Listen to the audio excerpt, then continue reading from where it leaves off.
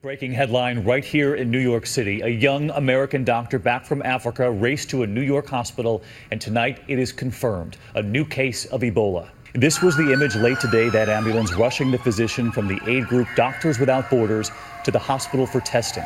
Dr. Craig Spencer recently returned from West Africa, alerting authorities to his stomach problems and his fever. And late today, first responders seen leaving that doctor's home wearing surgical masks.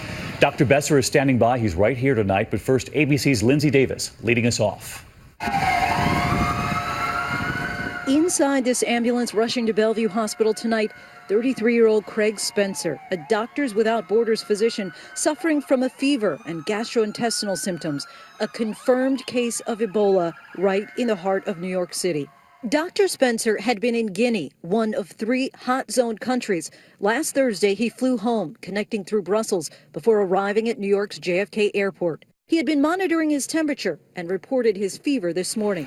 Today, police officers in masks, neighbors anxious, a local councilman trying to calm fears. Frankly, people in the neighborhood are scared, and some of them are panicked. In fact, I had one gentleman who wouldn't even shake my hand because he was scared. The health department says a team of disease detectives immediately began to actively trace all of the patient's contacts to identify anyone who may be at potential risk. Our understanding is very few people were in direct contact with him.